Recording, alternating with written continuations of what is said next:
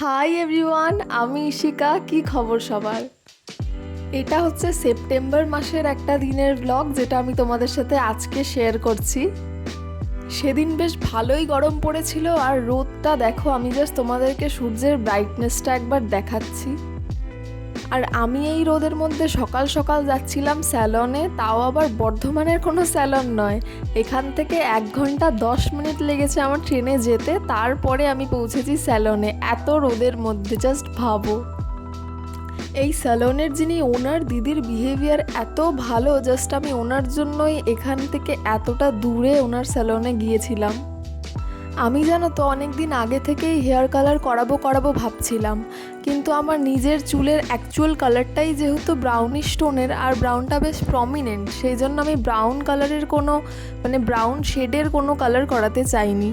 আমি চেয়েছিলাম একটু রেড ফ্যামিলির মধ্যে কিছু করাতে, তাই জন্য আমি ওখানে গিয়েই আগে দিদির সাথে কথা বলি, দেন দিদি যেটা সাজেস্ট করে সেটাই আমি করাই। আর এখানে দেখো, কালারটা যখন এসছে হেয়ার ওয়াশের আগে, আমার এক্সপ্রেশনটা দেখো, চুলটা দেখেই তো আমার হয়ে গেছে। আমি ভাবছিলাম যাহ গেল, এরপর বোধহয় আমাকে আবার কালার করাতে হবে।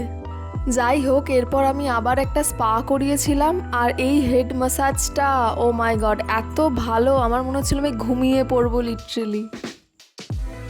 এরপর সব রিমেনিং প্রসেসগুলো একে একে কমপ্লিট করার পরে ফাইনাল হেয়ার ওয়াশটাও হয়ে গেল। আর আমি হেয়ারটা একটু ট্রিম করবো বলে তখনও বসেছিলাম।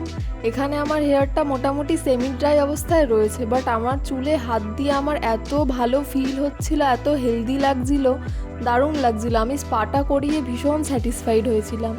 আর দেখো, চুলটা একটু কার্ল করে দেওয়ার পরে যখন শুকিয়েছে, তখন জাস্ট দেখো কেমন লাগছে। আমার তো নিজের ভীষণ পছন্দ হয়েছে। তোমাদের কেমন লাগলো বলো। অনেক দিনের ইচ্ছা ছিল একটা রেড কালার করাবো হেয়ারে, ফাইনালি করিয়েই ফেলেছিলাম। যাই হোক, এইটুকুই আজকের মতো, বাই।